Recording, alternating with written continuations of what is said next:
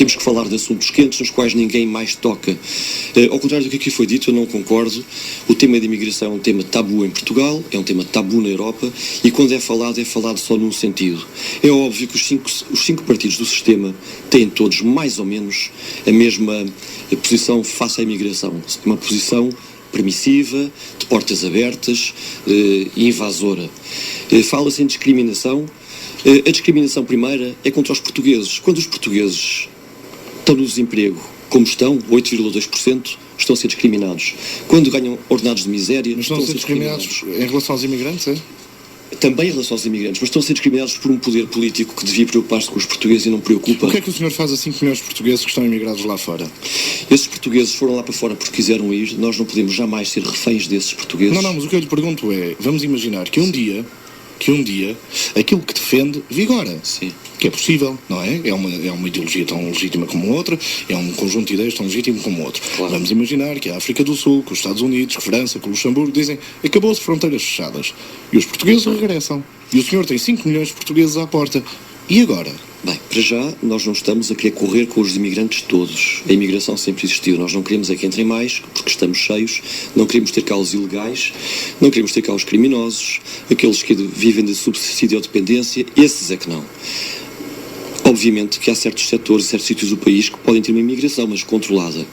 E é impensável que esse tipo de situação ocorresse em todo o mundo. Isso não é normal. Isso é mesmo do que dizer agora se todas as pessoas que vivem em Lisboa se voltassem para as suas terras de origem, para Freixo de Espada à Cinta, para Porto Alegre, etc. Isso não é possível, não é viável. Além disso, Portugal é um país que não tem vocação de imigração, nunca teve. Há países como os Estados Unidos da América, como o Brasil, como a Austrália, que ao longo da sua história tem tido vocação de imigração. Mas não admite que isso esteja a mudar? Não admito que esteja a mudar porque está a causar um mal terrível aos países europeus. O que é para explicar é assim, o que quer dizer é que Portugal não tem tradição de receber cá estrangeiros. Nem vocação, não tem mas tem a vocação de mandar portugueses para o mundo. Portanto, nós temos vocação de sermos aquilo que estamos a ser contra aqueles que vêm para cá. Que é isso que é difícil de explicar às pessoas, porque você também já foi imigrante no Brasil. Sim, com certeza, mas isso não é difícil de explicar porque, repara uma coisa, eu também estou cansado de dizer que nós não somos contra a imigração, porque essa sempre existiu. Nós somos contra portas abertas e uma invasão descontrolada de imigrantes. Não temos capacidade sequer para os receber e que prejudica gravemente até a identidade nacional. Fica prejudicada. A identidade europeia. Dê-me um exemplo de como é que a identidade nacional fica. Olha para a seleção de futebol de França e diga-me, isto é um país europeu? Quando se olha para a seleção de futebol... Não. Dê-me um exemplo português sobre como é que essa identidade nacional fica em perigo com a imigração. Vá aos subúrbios de Lisboa, vá à Cova de Amor e veja se aquilo é Portugal. Aquilo é que o português genuíno, não é? E há que dizer isto... Mas o que é o português genuíno? Há que dizer isto com frontalidade. Mas o que é o português genuíno? Desculpe lá, não é seguramente o português que veio agora da África há 20 ou 30 anos ou há 15 anos. E que já nasceu cá. Que já nasceu cá, mas não é português para nós defendermos. Não, mas eles eram portugueses antes da descolonização. Esses eram. Então, mas o surto que tem vindo não é de portugueses. Isso é culpa dos que não souberam reintegrá-los. Frederico, peço desculpa. A culpa de tudo isto não é dos que têm vindo para cá. Então a culpa de tudo isto é dos nossos desgovernantes. Eu não lhes chamo governantes, são os nossos desgovernantes. Porque não cuidam dos portugueses em primeiro lugar. E repare, isto que eu digo é o que muitos portugueses pensam. É que eu gostava de perceber quais são os imigrantes interessantes e os que não são interessantes. Para já, também, se me fala disso, até a imigração tem que ser seletiva, com certeza que tem que ser seletiva. Nós temos que importar imigrantes que possam ser uma mais-valia para Portugal e não uma menos-valia.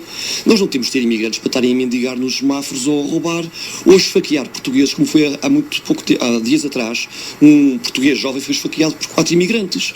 Não é isso que nos interessa a Portugal. Seguramente que não é. Já há portugueses a esfaquear imigrantes. Com certeza que sim. Pronto. Com certeza que sim. Mas não, mas é que eu acho que é difícil estabelecer o padrão do português. O Eusébio é português porque marca golos, mas o Eusébio a roubar já não é português. Não é português porque marca golos, é português porque nasceu no ultramar português. O Obicoelo não é português lá porque ganha medalhas de ouro. Não é nem nunca será. Mas eu posso chorar quando vejo o Obicoelo a ganhar uma medalha e dizer, se nós soubemos recuperar uma pessoa... Eu não sei, eu não consigo chorar porque olho para o Obicoelo, ele não é português. É português burocraticamente. Para mim não é, portanto, lamento. Podem amanhã vir-me dizer do Ministério Público, você está a discriminar. Lamento. Por isso é que nós condenamos esta situação grave que se passa em Portugal, que é quererem transferir do campo do meramente opinável, o que é opinião, querem transferir para o campo do criminalidade. Se há uma identidade portuguesa, é precisamente a identidade da fraternidade e da cultura, da mistura de culturas. Nós somos resultados dos celtas, dos fenícios, dos árabes. Com certeza. Nós somos há isso tudo. Séculos, antes da nossa nacionalidade.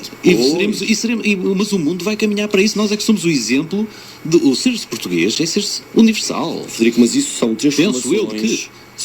Com certeza, são transformações que levam séculos e séculos e séculos. Os fenícios, os romanos também, os árabes, são transformações de muitos séculos. Nós estamos a falar de transformações de 20 anos que estão a mudar a face do país e que na próxima geração vão ser a maioria na nossa terra e vão nos maltratar como já maltratam hoje. Mas porquê é que nos vão maltratar? Já maltratam hoje. Mas como? Mas porquê é que nos vão maltratar? Olha, de onde é que vem a maior parte da criminalidade? Diga-me, João. Nós temos que ser sérios. De onde é que vem a maior parte da criminalidade? Vem do colorinho branco, por então, exemplo. Pronto, se vem da questão económica, então não recebam pessoas que não temos condições para as receber. Não, mas são portugueses. A questão económica, aliás, vê na Operação Furacão, vê quanto, quer dizer, há uma quantidade enorme de portugueses e bons portugueses que está envolvida na Operação Furacão e que está acusada de crimes económicos. Esse, aliás, segundo o relatório de segurança, não é? Estou se calhar até está a ser dado algum destaque ao seu partido, precisamente para esconder coisas de colorinho branco, porque está a atacar é quem baixo. Não, mas Cova da Moura. Nós somos os primeiros a atacar. Desculpe, nós somos os primeiros. A Cova da Lapa. Desculpe, nós somos os primeiros a atacar tudo o que é corrupção neste país. Nós somos os primeiros a dizer que o poder está entregue à bicharada e a corruptos.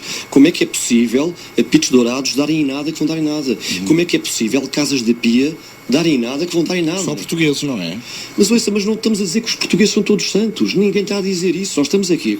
Vocês estão a querer misturar no mesmo tabuleiro coisas distintas. Vamos falar da criminalidade de gangues, é uma coisa. Estamos a falar de pedofilia, é outra coisa. Claro que há portugueses criminosos, mas esses são os filhos da nossa pátria que infelizmente temos que aturar e temos que resolver. Agora, aqueles que não são filhos da nossa pátria não têm cá estar.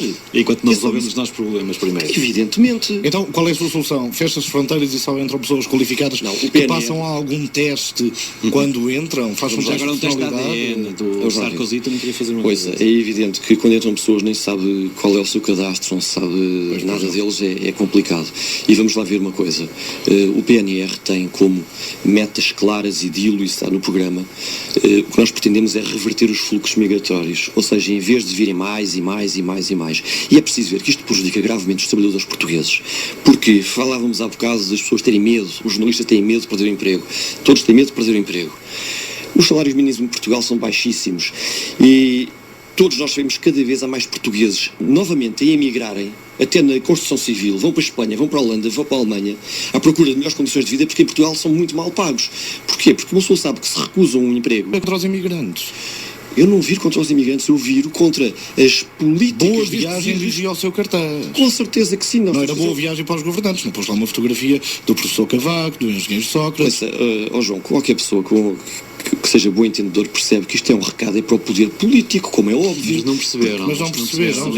O povo, se nós queremos chegar ao povo, as pessoas percebem, porque assim, as pessoas que vivem na linha de Sintra, que vivem na margem sul, que vivem nos arredores de Lisboa e Porto, e que sabem o que é que passam todos os dias nos comboios, etc, as pessoas percebem muito bem, e sabem muito bem qual é que é o único partido que tem coragem para dizer estas verdades, e que mais ninguém diz.